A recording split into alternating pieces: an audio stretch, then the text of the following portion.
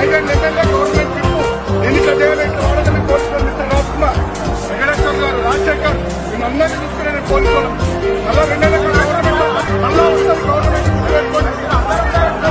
Government వస్తుంది.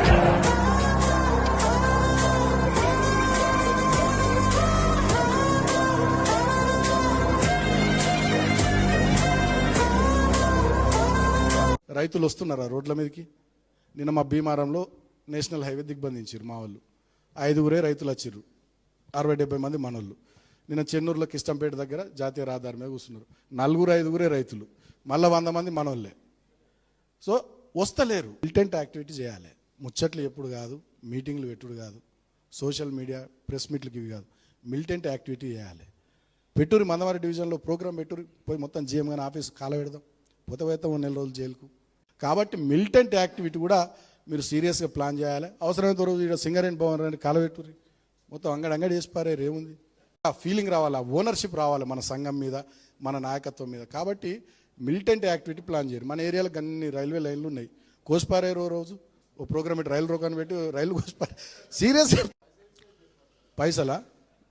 నువ్వు పని చేస్తే పైసలు అవే తండోపతండాలు తన్నుకుంటూ వస్తాయి. నువ్వు ఒక్కటి కాలబెట్టి ఎవడు ఇయ్యడు పైసలు చూడు. యువనేత బాల్క సుమన్ నోటిదోల ఇప్పుడాయన్ని చిక్కుల్లో పడేసింది. ఎప్పుడూ దూకుడుగా వెళ్లే సుమన్ ఈ మధ్య కాస్త సైలెంట్ అయ్యారు. దీంతో క్రిశాంత్ లాంటి యువనేతలు దూసుకుపోవడం మొదలుపెట్టారు. మళ్లీ పాత దూకుడును ప్రదర్శించే క్రమంలో సుమన్ చేస్తున్న వ్యాఖ్యలు, దూకుడు ఆయన్ని చిక్కుల్లో నెడుతోంది. క్యాతన్పల్లి మున్సిపల్ ఎన్నికల సందర్భంగా జరిగిన వివాదంతో అప్పట్లో సుమన్ ఓచలు లెక్కబెట్టాల్సి వచ్చింది. ఇక తాజాగా సింగరేణి భవన్ కాల్చేద్దాం, రైలు పట్టాలు పీకేద్దాం అంటూ చేసిన వ్యాఖ్యలు బాల్క సుమన్ రాజకీయ జీవితానికే ప్రమాదంగా మారినట్లు కనిపిస్తోంది. ఈ సందర్భంగా కార్యకర్తలను రెచ్చగొట్టడంతో పాటు బీఆర్ఎస్ కార్యక్రమాలకు ప్రజల నుండి స్పందన రావడం లేదనేలా ఆయన చేసిన వ్యాఖ్యలు సొంత పార్టీని చిక్కుల్లోకి నెట్టినట్లయింది.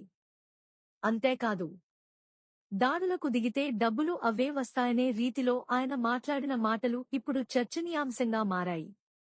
గతంలో ఆయన ఆ రకంగానే ఉద్యమం కోసం డబ్బులు తెచ్చారా అన్న చర్చకు ఆస్కారం ఇచ్చాయి. ఇక బాల్క సుమన్పై అటు పోలీసులు సుమోటోగా కేసులు నమోదు చేయగా, ఇటు ఎమ్మెల్సీలు బల్మూర్ వెంకట్, అద్దంకి